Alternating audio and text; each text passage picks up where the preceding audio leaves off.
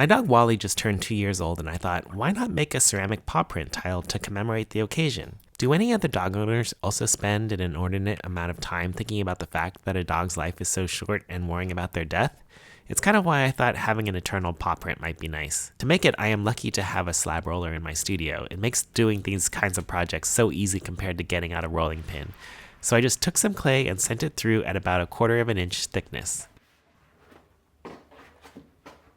Next, I used this throwing mat as a template to cut out a tile shape. It was a nice way to avoid measuring with a ruler, so I just lined it up and trimmed the excess around the edges.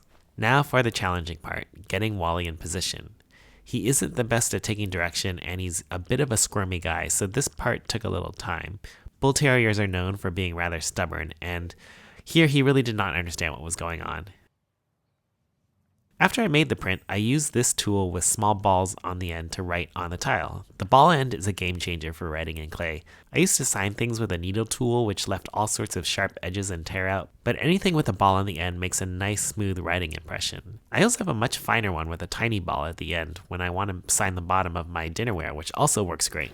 I'm debating whether to put a hole at the top right here so you can hang it, but I don't want to ruin the aesthetic, so I think I might just leave it. After the print was done, I let the tile dry for a few days until it was completely hard and ready for firing. I bisque fired it first to get it hard in preparation for glaze, and unfortunately, it cracked. I normally put sand down on the kiln shelf before laying down flat items so that as the clay shrinks in the kiln, it can slide on the sand. But I forgot to do that here, and I paid for it. But luckily I made 2 as I usually do, just in case, and the second one turned out okay.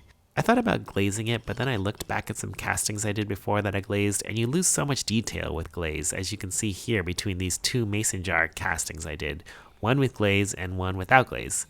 So I just fired the tile as is without glaze again to its final temperature. The problem is that with the whiteness of the porcelain, it's still kind of hard to see some of the detail. It might have been good to color the tile and then leave the impression itself white or something like that.